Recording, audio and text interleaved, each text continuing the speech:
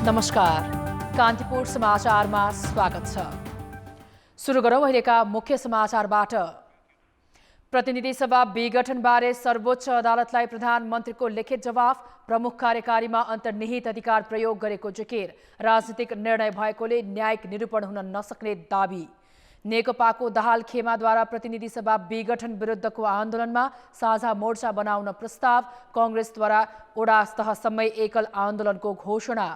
Share बजारमा 88 अङ्कको उछाल, नेप्से परिसूचक अहिलेसम्मकै उच्च 2175 बिन्दुमा, कारोबार सवा 6 अर्ब नाघ्यो। भारतमा कोरोना विरुद्धका 2 खोपलाई आपतकालीन प्रयोगको अनुमति, आफै विकास गरेको कोभ्याक्सिन र अक्सफोर्डको कोभिसिल्ड पूर्णतया सुरक्षित रहेको भनाई। र प्रधानमन्त्री कप राष्ट्रिय महिला क्रिकेटको उपाधि प्रदेश 1 लाई एपीएफ 6 रनले पराजित। प्रतिनिधि सभा विघटन विरुद्ध सर्वोच्च अदालतमा परेको रिटमाथि प्रधानमन्त्रीले आज लिखित जवाफ पेश गरेका छन्। जवाफमा प्रधानमन्त्रीमा अन्तर्निहित अधिकार प्रयोग गरी प्रतिनिधि सभा भङ्ग गरेको तर्क छ। उनले आफूलाई काम गर्न नदिएकाले प्रतिनिधि सभा विघटन गर्नु परेको र यो राजनैतिक विषय भएकाले न्यायिक पुनरावलोकन हुन नसक्ने जिकिर पनि गरेका छन्। प्रधानमन्त्री केपी शर्मा ओलीले पेश गरेको लिखित जवाफमा प्रतिनिधि सभा विघटनको अधिकार प्रधानमन्त्रीमा निहित रहेकोले त्यही अनुसार गरेको जिकिर छ। उनले संविधानको धारा वा संवैधानिक व्यवस्था भन्दा संसदीय प्रणालीमा प्रतिनिधि सभा विघटन प्रधानमन्त्रीमा अन्तर्निहित अधिकार हो भन्ने रूपमा यसलाई व्याख्या गरेका छन्। उनले अदालतमा पेश गरेको जवाफमा राजनीतिक परिवेशको मूल्याङ्कनका आधारमा प्रधानमन्त्रीले लिने निर्णय राजनीतिक भएकोले न्यायिक निरूपणको मापदण्डभित्र नपर्ने तर्क गरेका छन्। प्रधानमन्त्रीको जवाफमा वैकल्पिक सरकारको सम्भावना नरहेको पनि छ।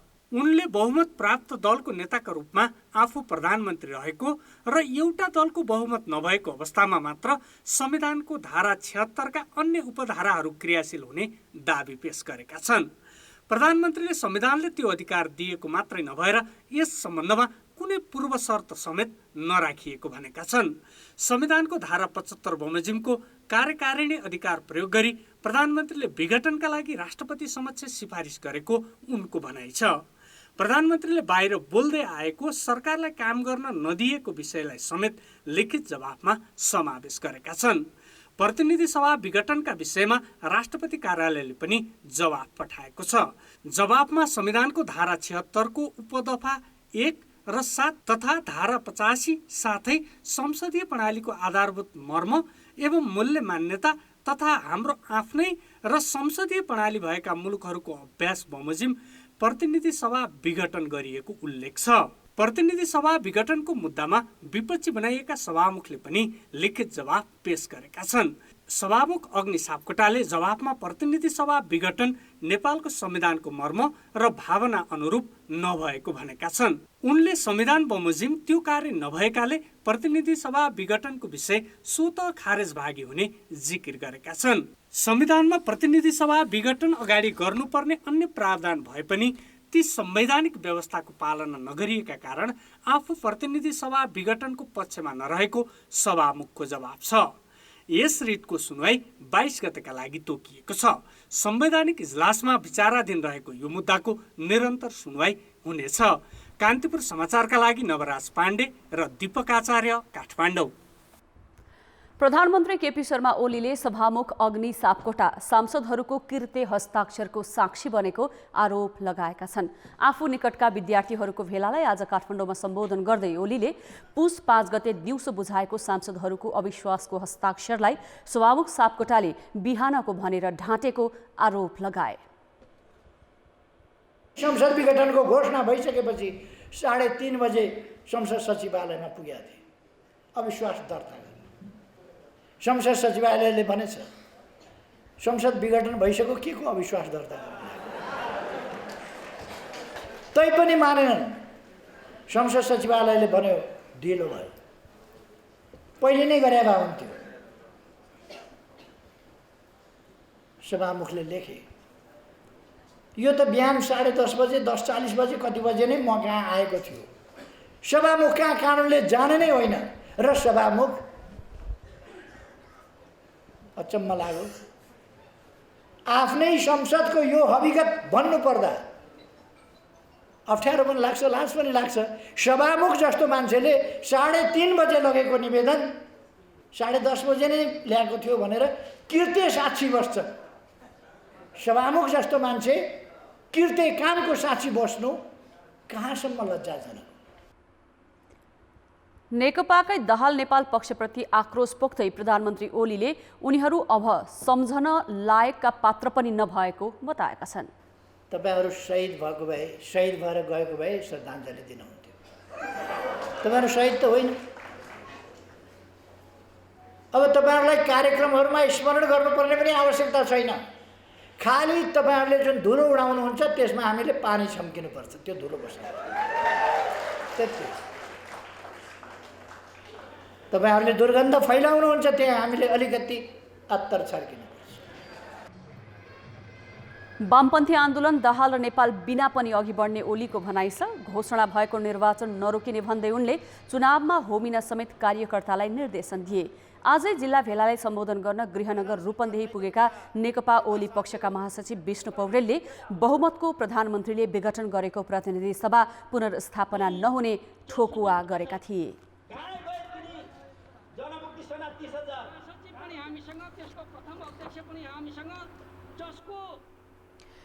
प्रतिनिधि सभा विघटनको विरोधमा दोस्रो चरणको सडक सङ्घर्ष घोषणा गरेको नेकपाको दाहाल नेपाल पक्षले संयुक्त आन्दोलनका लागि एकजुट हुन अन्य दलहरूलाई आग्रह गरेको छ।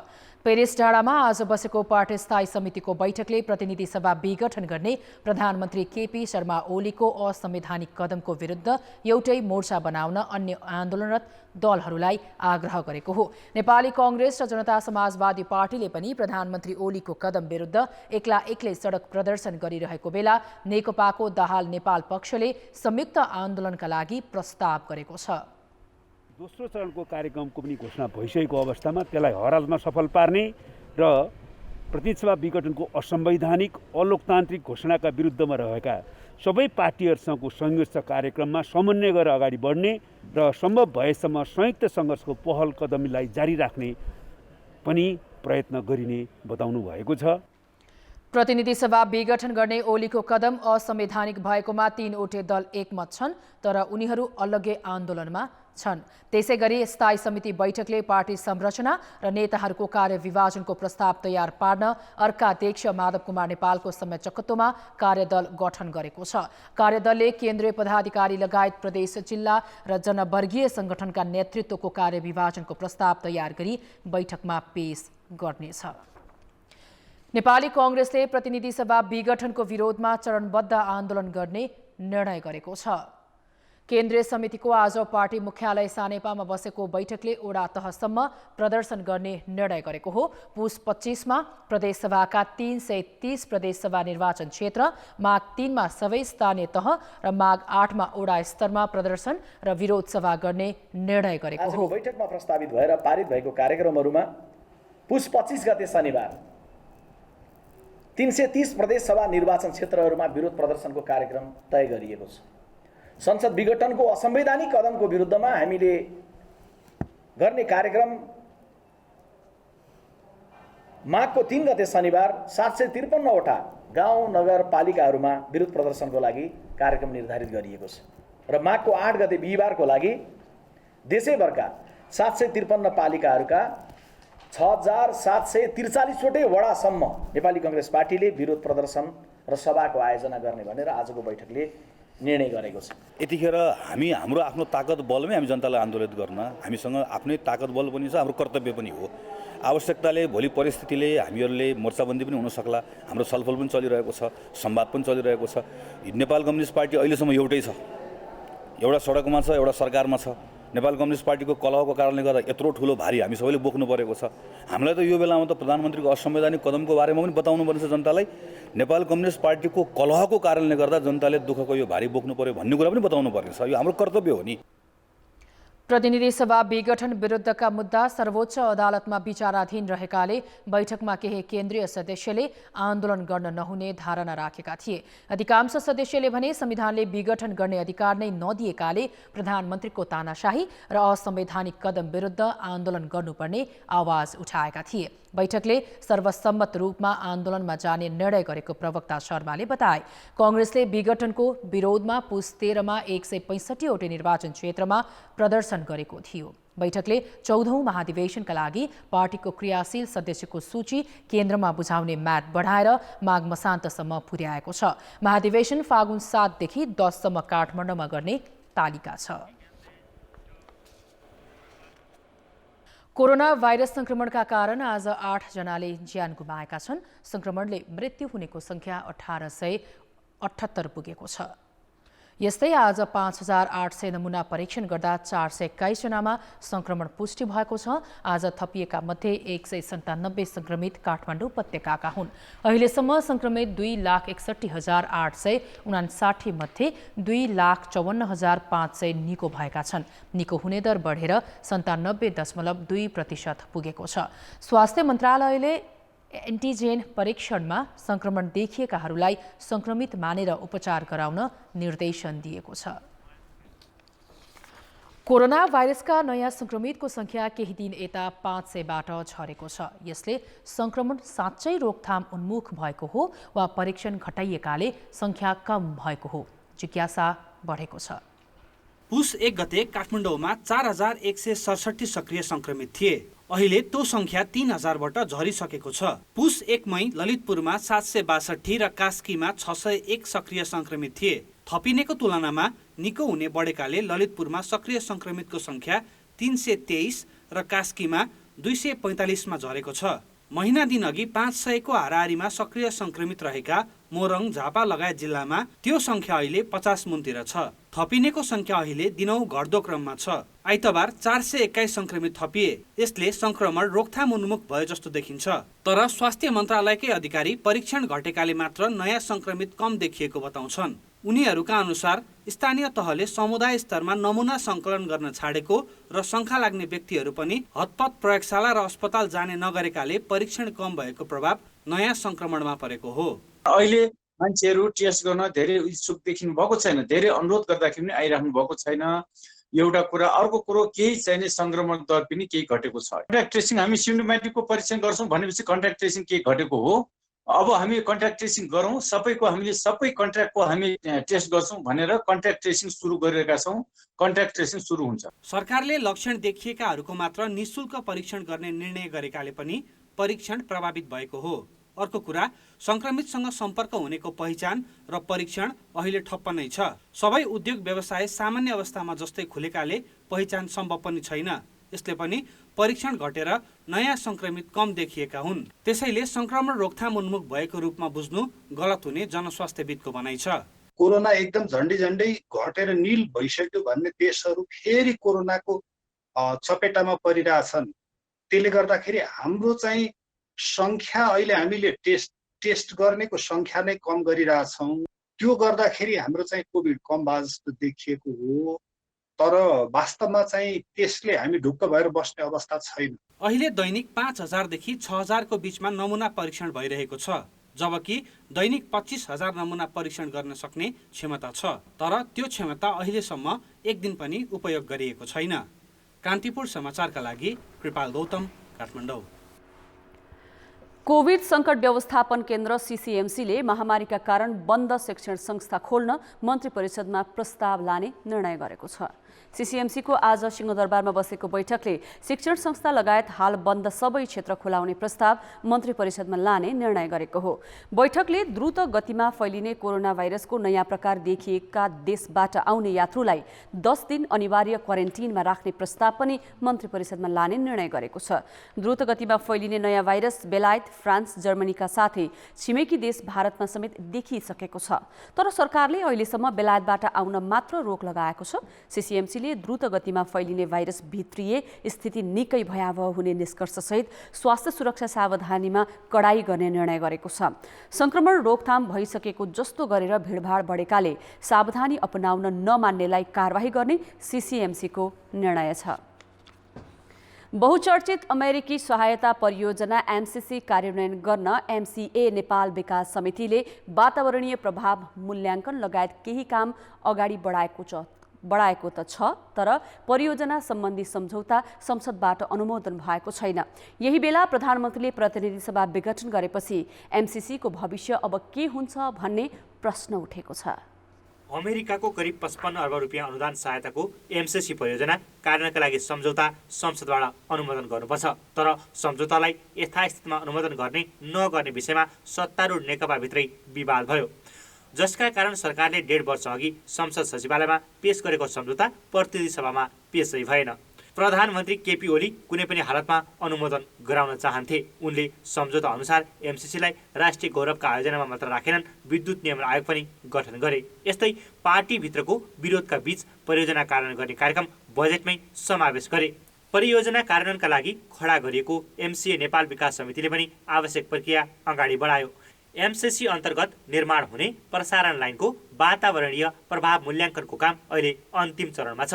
यस सम्बन्धी फाइल वातावरण मन्त्रालयमा पुगेको छ। त्यो चाहिँ एउटा महत्त्वपूर्ण छ। एउटा चाहिँ सब्सिडारी एग्रिमेन्ट छ। यसलाई चाहिँ आयोजना प्रोजेक्ट इम्प्लिमेन्टेसन एग्रिमेन्ट भन्छौँ, कार्यान्वयन सम्झौता। यो चाहिँ सब्सिडारी एग्रिमेन्ट, यो सानो एग्रिमेन्ट हो। कम्प्याक्ट भने ठुलो एग्रिमेन्ट, यो सानो एग्रिमेन्ट, यो पनि भइसकेको छ।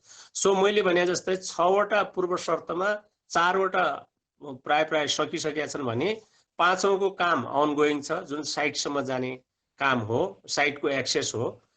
6औँको काम चाहिँ संसदको अनुमोदन हो। यो सकिसकेपछि एउटा मिति फिक्स गर्छौँ। त्यो मितिलाई चाहिँ एन्ट्री इन्टु फोर्स भन्छ, निर्माणमा जाने मिति। त्यो मिति पछि 5 वर्षभित्र यो आयोजना ठ्याक्कै 5 वर्षभित्र र त्यो अहिले दिएको बजेटभित्र सकिनुपर्ने। निर्माण सुरु गरेको 5 वर्षमा सक्नुपर्ने सम्झौता 3.5 वर्ष पहिले नै भएको हो। संसदले अनुमोदन गरेको दिनलाई निर्माण सुरु भएको मानिने भनिएको छ। तर एमसीसी अन्तर्गतका आयोजना कहिलेबाट कार्यान्वयनमा जान्छन् टुङ्गो छैन, किनभने प्रधानमन्त्री ओलीले अनुमोदन गराउने थलो प्रतिनिधि सभा नै विघटन गरिदिएका छन्, जसले एमसीसीको भविष्यमाथि नै प्रश्न उठेको छ। जानकारहरू भने अमेरिकामा नयाँ राष्ट्रपति निर्वाचित भएको र एमसीसीमा पनि नयाँ प्रमुख कार्यकारी अधिकृत आएकाले नेपालको अनिश्चितताले परियोजना तत्कालै फिर्ता जाने देख्दैनन्। तर अनुमोदन गर्ने थलो लामो समयसम्म नरहेमा भने अमेरिकाले पर्खेर बस्दैन। संसद नै नभएको र सम्झौतामा संसदबाट पुनर्स्थापना गर्नुपर्ने, यसलाई पास गर्नुपर्ने भएको हुनाले केही समय उनीहरूले कुर्न सक्ने सम्भावना चाहिँ म देख्छु। त्यसको साथसाथै फेरि अब नेपालले आफूले गर्नुपर्ने कामहरू त गरि नै रहेछ नि, हैन? जुन अब यो सर्वेको कामहरू, अब यो विद्युत नियमनको कामहरूदेखि लगायत सबै कुराहरू चाहिँ नेपाल सरकारले आफ्नै हिसाबले अगाडि त बढाइ नै रहेछ। त्यस कारणले यो काम पनि अगाडि बढिरहेको हुनाले हामीले उसलाई भन्न सक्छौँ, काम त हामी अगाडि बढाइ पनि रहेछौँ, तर संसद नभएको हुनाले हामीले चाहिँ यसलाई पास गर्न सकेनौँ भनेर। त्यस कारणले हामीले प्रयास चाहिँ त्यतातिर लानुपर्छ भन्ने मलाई लाग्छ। सरकार छिटो फेरबदल भई कार्यान्वयनमा समस्या आउन सक्ने ठानेर अमेरिकाले नै सम्झौता संसदबाट अनुमोदन गराउनुपर्ने प्रावधान राखेको हो। तर अनुमोदन अघि नै विवादमा तानिएको एमसीसीलाई प्रधानमन्त्रीले नै अनिश्चयको भुमरीमा पारेका छन्। कान्तिपुर समाचारका लागि क्यामेरामा राजेन्द्र महर्जनका साथ सुदिल पोखरेल, काठमाडौँ। त्रिभुवन विश्वविद्यालयले 7 प्रदेशमा इन्जिनियरिङको आङ्गिक क्याम्पस विस्तार गर्ने भएको छ। प्राविधिक शिक्षाप्रति विद्यार्थी र अभिभावकको बढ्दो आकर्षणलाई मध्यनजर गरी विश्वविद्यालयले सबै प्रदेशमा आङ्गिक क्याम्पस विस्तार गर्न लागेको हो। त्रिभुवन विश्वविद्यालय अन्तर्गत इन्जिनियरिङ, चिकित्सा लगायत प्राविधिक शिक्षाका धेरै आङ्गिक क्याम्पस बागमती प्रदेशमा छन्। केही प्रदेशमा त्यस्ता क्याम्पस नै छैनन्। यही अभाव महसुस गरी विश्वविद्यालयले सबै प्रदेशमा इन्जिनियरिङका आङ्गिक क्याम्पस विस्तार गर्न लागेको हो। प्रदेश 2 को महोत्तरी, लुम्बिनीको दाङ र सुदूरपश्चिम प्रदेशको डोटीमा क्याम्पस खोल्न सम्भाव्यता अध्ययन सकेर थप प्रक्रिया अगाडि बढाइएको छ। स्टडी गर्ने बित्तिकै हाम्रो त्रिभुवन विश्वविद्यालयको क्याम्पसहरूको प्राविधिक शिक्षाको चाहिँ डिस्ट्रिब्युसन समानुपातिक रहेछ भन्ने यो कुरो पत्ता लाग्यो। प्रदेश 2 मा गएर यो साल नै इन्जिनियरिङ विधाको महोत्तरीमा एउटा क्याम्पस खोल्ने, आङ्गिक क्याम्पस भनेर त्यसको सम्भाव्यता अध्ययन भएर त्यो प्रक्रियामा अगाडि बढेको छ। त्यस्तै हिसाबले प्रदेश 5 मा पनि हामीहरूको कुनै छैन। त्यहाँ दाङमा इन्जिनियरिङ क्याम्पस खोल्ने भनेर सम्पूर्ण प्रक्रिया अध्ययन गरेर त्यो अगाडि बढिसकेको अवस्था छ। त्रिभुवन विश्वविद्यालय अन्तर्गत अहिले पुलचोक, थापाथली, पोखरा, धरान र भरतपुरमा इन्जिनियरिङका एक-एकवटा आङ्गिक क्याम्पस छन्। शुल्क कम र शिक्षा स्तरीय भएकाले ती सबै क्याम्पसमा विद्यार्थीको भिड लाग्ने गर्छ। चाप थेक्न कठिन भएको र टाढादेखि विद्यार्थी धाउनुपर्ने बाध्यतालाई मध्यनजर गरी त्रिवीले आगामी वर्षबाटै पढाइ हुने गरी इन्जिनियरिङ क्याम्पस विस्तार गर्न लागेको हो। सबै नेपाली जनताका छोराछोरीहरूले पढ्न पाउँछ।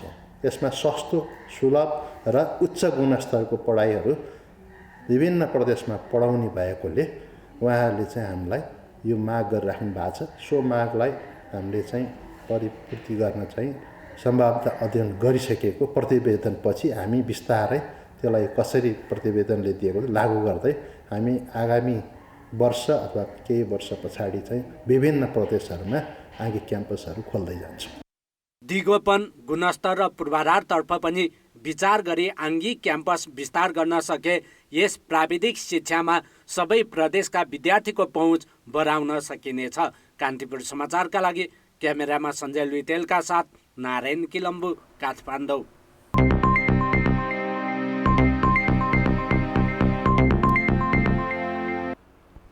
राजनीतिक सङ्कट चुलिएका बेला शेयर बजारमा आज 88 अङ्कको उछाल आएको छ। यस्तै 6.25 अर्बभन्दा बढीको कारोबार भएको छ। बजार मापन गर्ने परिसूचक बढेर अहिलेसम्मकै उच्च 2175 अङ्कमा पुगेको छ। 12वटै समूहले परिसूचक बढाएका छन्। जीवन बीमा समूहको परिसूचक 551, निर्जीवन बीमा समूहको 268, उत्पादनमूलक समूहको 264, व्यापार समूहको 221 र अन्य समूहको परिसूचक 103 अङ्कले उकालो लागेको छ। यस्तै ब्याङ्क समूहको परिसूचक 71 अङ्कले बढेको छ। लघुवित्त समूहको 77, विकास ब्याङ्कको 46 र जलविद्युत समूहको परिसूचक 39 अङ्कले बढेको छ। Himalaya distillery, salt trading, Nepal पुनर्बीमा कम्पनी र प्राइम ब्याङ्कका लगानीकर्ताले सबैभन्दा धेरै कमाएका छन्। बजारमा 6 अर्ब 34 करोड 40 लाख रुपैयाँको सेयर किनबेच भएको छ। सबैभन्दा बढी नेपाल लाइफ इन्सुरेन्सको 50 करोड 95 लाख र प्राइम ब्याङ्कको 50 करोड 26 लाख रुपैयाँको सेयर किनबेच भएको नेपाल स्टक एक्सचेन्जले जनाएको छ। प्रतिनिधि सभा विघटनपछि राजनीतिक सङ्कट चुलिए पनि लगानीकर्ताले बेवास्ता गरेका छन्। ब्याङ्कमा मुद्दती निक्षेपको ब्याज दर कम भई ठूला लगानीकर्ताले लगानी बढाएकाले पनि शेयर बजारमा उछाल आएको विश्लेषण गरिएको छ। जनता समाजवादी पार्टी नेपालका अध्यक्ष उपेन्द्र यादवले कांग्रेसको इन्जिन बिग्रिसकेको छ भने नेकपाको इन्जिन लिगबाट खसेकाले अबको विकल्प जनता समाजवादी पार्टी नै रहेको दाबी गरेका छन्। पार्टीको युवा संगठनले आज जनकपुर धाममा आयोजना गरेको युवा प्रशिक्षण कार्यक्रममा बोल्दै जसपा अध्यक्ष यादवले प्रधानमन्त्रीले संविधान विपरीत संघीय संसद विघटन गरेको आरोप लगाए। जनताद्वारा प्राप्त उपलब्धिलाई समाप्त गरेर ओलीले देशमा निरङ्कुश शासन लाद्न खोजेको यादवले तर्क गरेका छन्। अध्यक्ष यादवले महेन्द्रवादी पथमा ओली अघि बढेकाले लोकतन्त्र नै धरापमा पर्न सक्ने हुँदा सबै राजनैतिक दललाई चनाखो हुन आग्रह गरेका छन्। कार्यक्रममा प्रदेश 2 का मुख्यमन्त्री लालबाबु राउत समेत बोलेका थिए। वन्यजन्तुको सुरक्षाका लागि राष्ट्रिय निकुञ्ज तथा आरक्ष क्षेत्र त छन्, तर त्यहाँ उचित सुरक्षा सावधानी अपनाइएको छैन, जसका कारण वन्यजन्तु र मानिस दुवै असुरक्षित भइरहेका छन्। पर्सा राष्ट्रिय निकुञ्जमा कारको ठक्करबाट शनिबार एउटा बाघ मर्यो।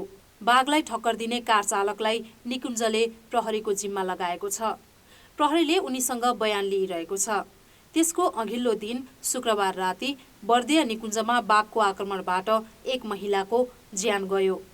छोराको मोटरसाइकलको पछाडि बसेर नेपालगञ्जबाट कैलालीको लम्की चुहा स्थित घर फर्कँदै गर्दा निकुञ्ज क्षेत्रको घुम्ला पुल नजिकबाट ती महिलालाई बाघले झम्टेर लगेको थियो।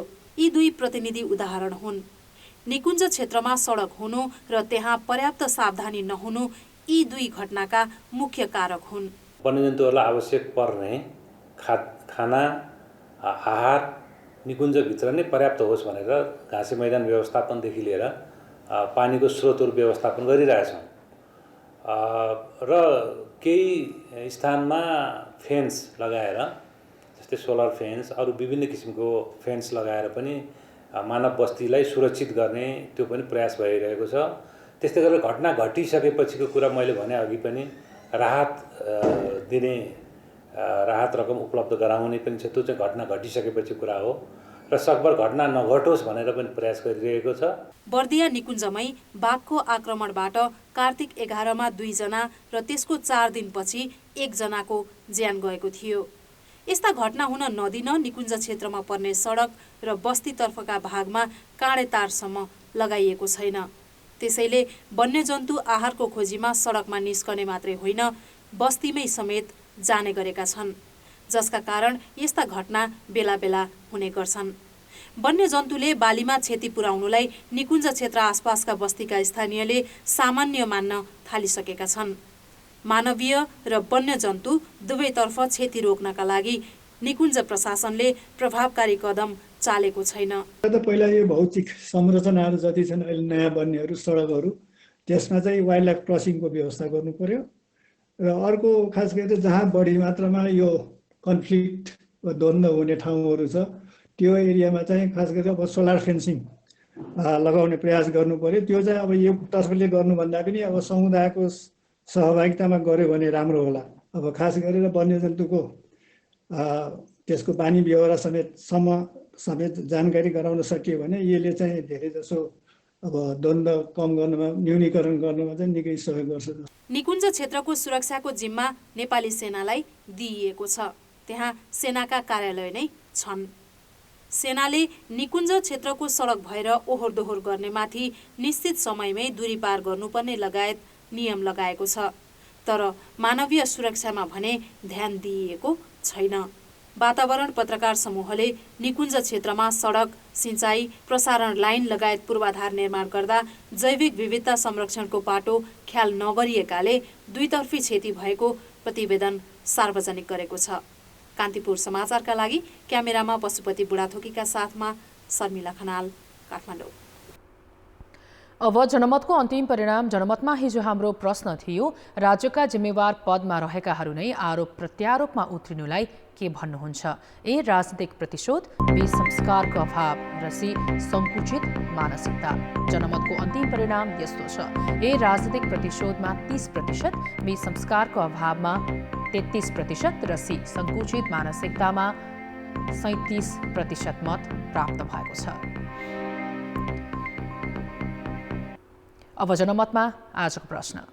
जनमत हाम्रो प्रश्न छ, कोरोना भाइरस संक्रमण दर किन घटेको होला? ए सचेतनाको परिणाम, बी परीक्षण कम भएर र सी भाइरस नै कमजोर भएकाले। जनमतको अन्तिम परिणाम भोलि बेलुकी 8 बजेको कान्तिपुर समाचारमा प्रसारण गर्नेछौँ। कृपया NEWS न्युज स्पेस AB वा सी टाइप गरी 34001 मा SMS गरी आफ्नो मत व्यक्त गर्नुहोला। फौजदारी अपराध विरुद्ध अनुसन्धान गर्ने एक मात्रै निकाय प्रहरी हो। तर अहिलेसम्म सत्य खुल्न नसकेका 2 घटना निर्मला पन्त हत्या र 33 किलो सुन प्रकरणमा प्रहरीको अनुसन्धान निकै नै निकायकै अधिकृतहरू अदालतको कठघरामा पुर्याइए। यद्यपि ती सबैलाई अदालतले सफाई दियो। यसले निजामती संयन्त्रबाट बन्ने छानबिन र अनुसन्धान प्रक्रियाले अपराध अनुसन्धानमै संलग्न प्रहरी अधिकृतहरूको नैतिक बल कमजोर पार्ने तर दोषी पत्ता लगाउन वास्ता नगर्ने प्रवृत्ति हावी भएको देखिन्छ। 3 वर्ष अघि भएको कञ्चनपुरकी बालिका निर्मला पन्तको बलात्कार र हत्यामा संलग्नहरू अहिलेसम्म पत्ता लागेका छैनन्। तर त्यही प्रकरणमा जिम्मेवारी वहन गर्न नसकेको भन्दै बर्खास्त गरिएका तत्कालीन जिल्ला प्रहरी प्रमुख दिलीराज विष्टको भने यसै साता पुनर्बहाली भएको छ।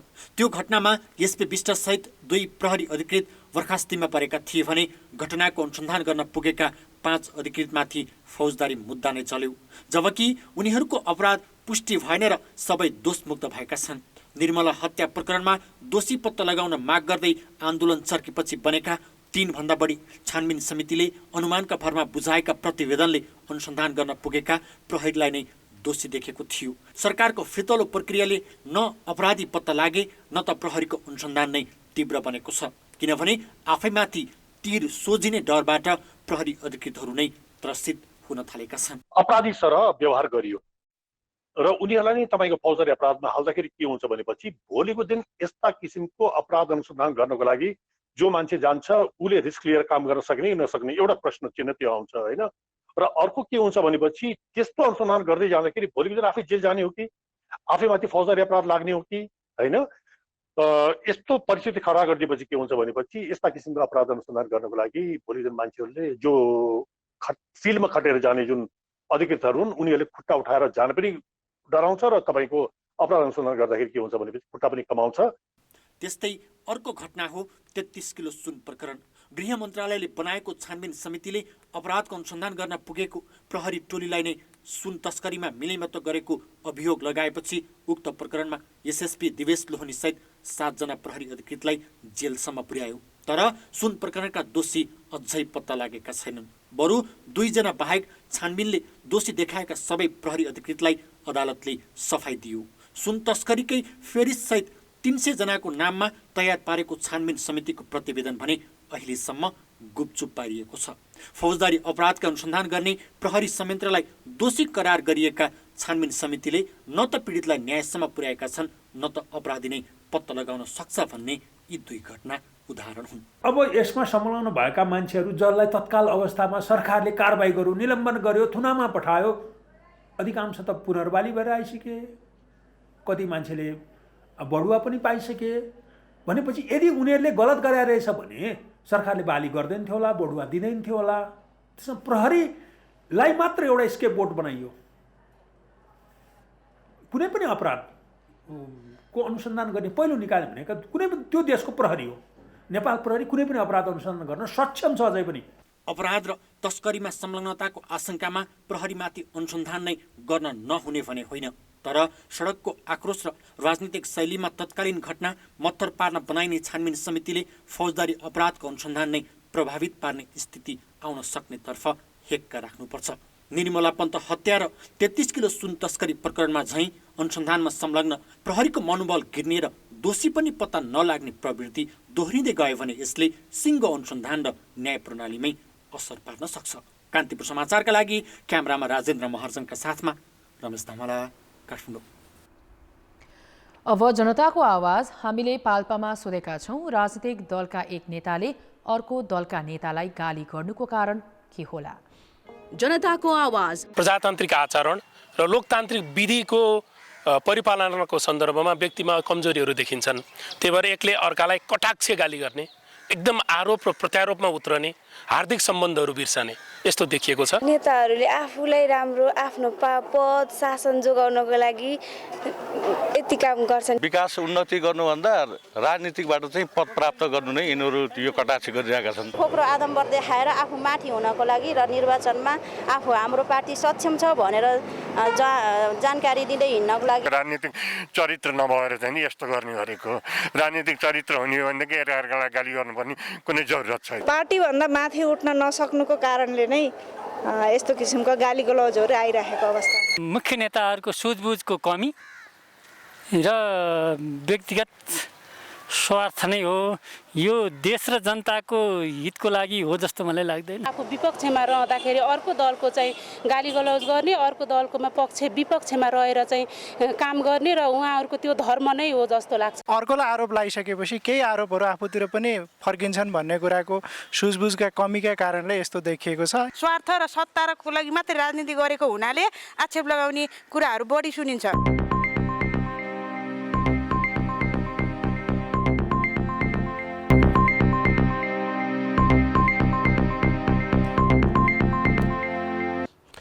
नमस्कार, कान्तिपुर खेलकुद समाचारमा स्वागत छ।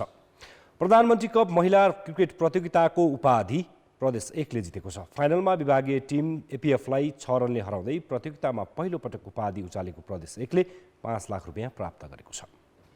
दाङकोलमै क्रिकेट मैदानमा टस जितेर पहिले ब्याटिङ गरेको प्रदेश 1ले 20 ओभरमा 4 विकेट गुमाई 105 रन बनायो। पहिलो विकेटका लागि 58 रनको साझेदारी गरेको उसले 20 रन थप 2 विकेट गुमायो। अप्सरी बेगमले 34 र कप्तान रुबिना छेत्रीले 18 रनको योगदान गरे। रोमा थापा 3 र निशा शाह 5 रनमा बाहिरिँदा काजल श्रेष्ठले अभिजित 27 रन बनाइन्। सीता राणा मगरले 3 तथा करुणा भण्डारीले 1 विकेट लिइन्। जवाबमा एपीएफले 7 विकेटको नोक्सानीमा 79 रन मात्र बनायो। 2 रनमा पहिलो विकेट गुमाएको उसले 32 रन जोड्दासम्म 5 विकेट खेर फालेको थियो। ज्योति पाण्डेले 14 रन बनाइन् भने राजमती ऐरीले खाता नै खोल्न सकिनन्। यस्तै इन्दुबरमा 7, सरिता मगर 6 र सोनु खड्का 1 रनमा बाहिरिए।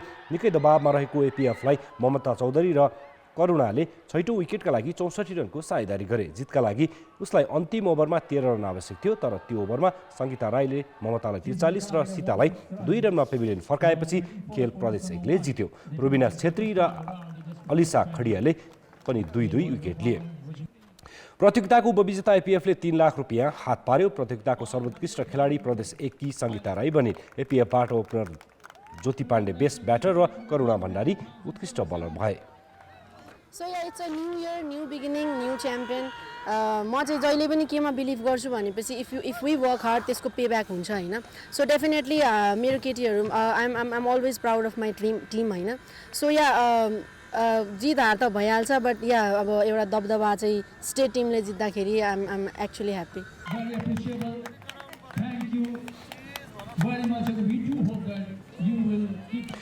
कोरोना महामारीले 9 महिनासम्म घरमै बस्न बाध्य खेलाडी अब भने व्यस्त हुने भएका छन्।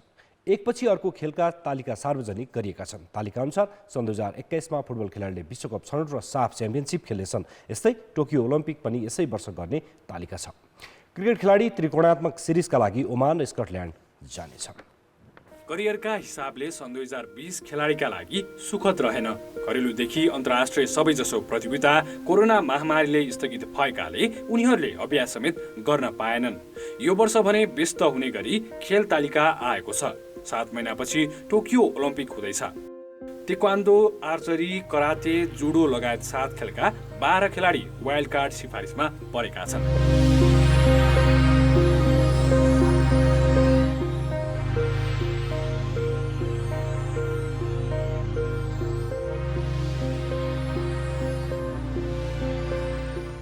एथलेटिक्सका गोपीचन्द्र पार्कीले टोकियो ओलम्पिक खेल्ने निश्चित भइसकेको छ। पौडीमा गौरिका सिंह र एलेक्स शाहले नेपालको प्रतिनिधित्व गर्नेछन्। 2.5 महिनापछि पुरुषतर्फ राष्ट्रिय फुटबल खेलाडीले घरेलु मैदानमा अन्तर्राष्ट्रिय खेल खेल्नेछन्। विश्वकप छनौट अन्तर्गत नेपालले दशरथ रङ्गशालामा मार्च 25मा चाइनिज ताइपे र 30मा अस्ट्रेलियासँग प्रतिस्पर्धा गर्नेछ। यस्तै जुन 7मा जोर्डनसँग प्रतिस्पर्धा गर्ने तालिका रहेको छ। विश्वकप छनौटमा समूह बीमा रहेको नेपाल अङ्क तालिकामा 4औं स्थानमा छ। वर्षको अन्त्यमा साफ च्याम्पियनसिप हुनेछ। महिलातर्फ एसियन कपको छनौट खेल हुनेछन्। नेपालले उमेर समूहका प्रतियोगितामा पनि भाग लिनेछ। क्रिकेटतर्फ नेपालले विश्वकप लिग 2 अन्तर्गत 2 सिरिज खेल्नेछ। नेपालले ओमानको अल अमारत क्रिकेट मैदानमा अमेरिका र घरेलु टिम ओमान सम्मिलित सिरिज मार्च 19 देखि 28 सम्म खेल्ने तालिका रहेको छ। त्यस्तै जुलाईमा नामिबिया र स्कटल्यान्ड सम्मिलित सिरिज खेल्ने तय भइसकेको छ। यसअघि घरेलु मैदानमा अमेरिका र ओमान सम्मिलित सिरिजमा 2 खेल जितेको नेपालले 2 खेलमा हार बेहोरेको थियो। यस्तै महिलातर्फ नेपालले टी20 विश्वकप छनौटमा सहभागिता जनाउनेछ। सेप्टेम्बर 16 देखि 25 सम्म मलेसियामा हुने प्रतियोगितामा प्रतिस्पर्धा गर्नेछ। भलिबलतर्फ महिला टिमले एसियन च्याम्पियनसिप खेल्ने सम्भावना रहेको छ। आफ्नो मात्र दाबी प्रस्तुत भए नेपाल सोझै छनौट हुनेछ।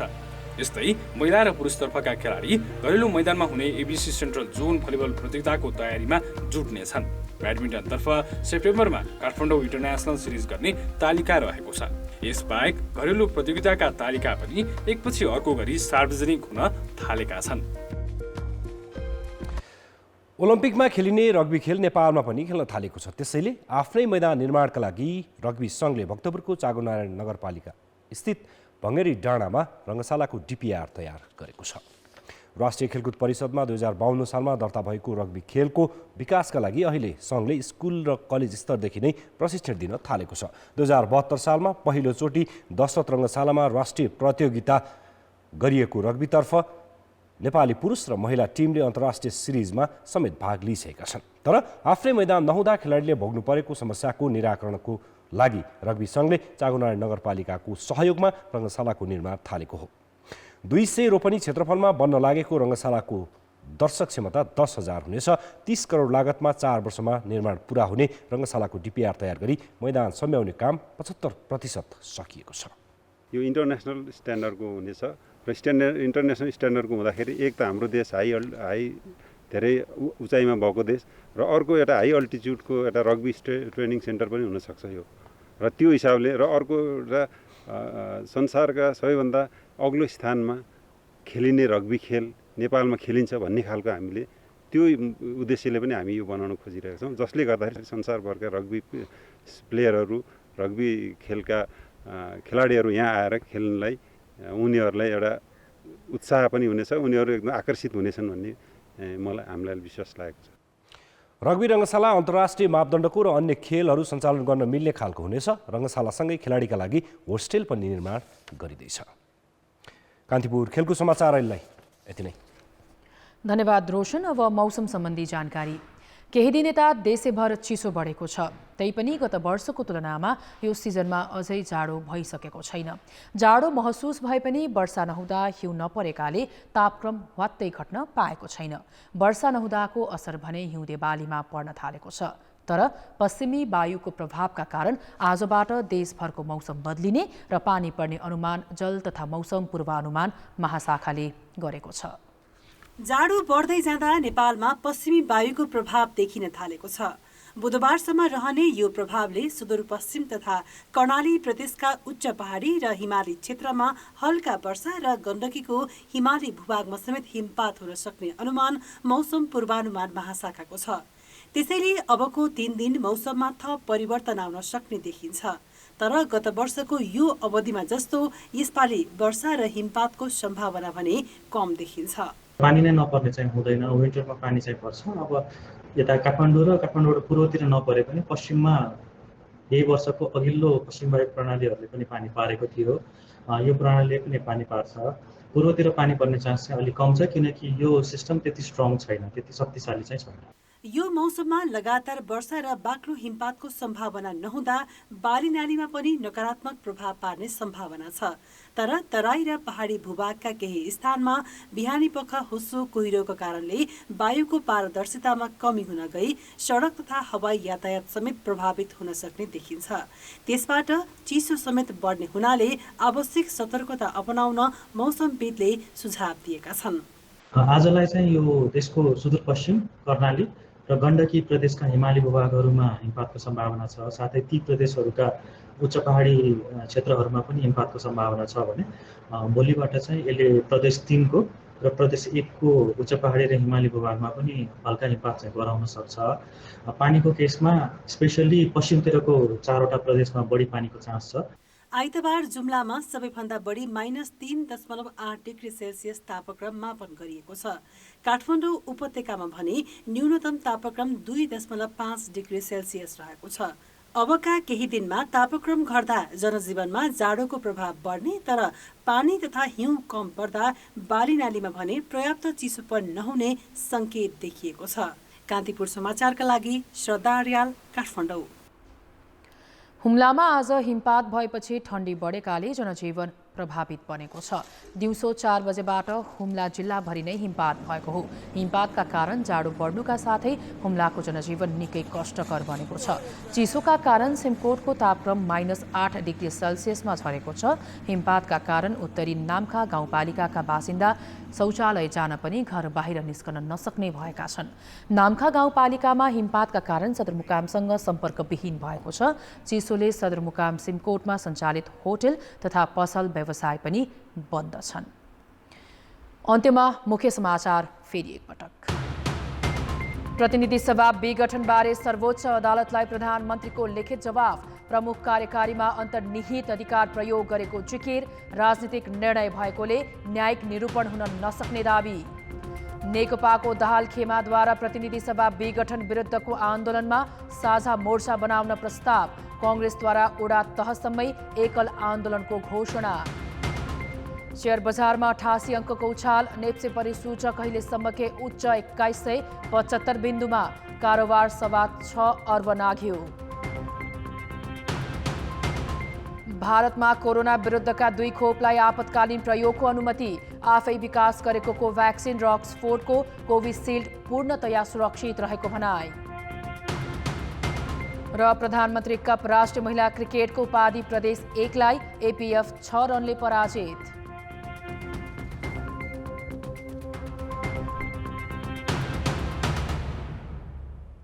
कान्तिपुर समाचार अहिलेलाई सकियो। कान्तिपुर टेलिभिजन हेर्दै गर्नुहोला।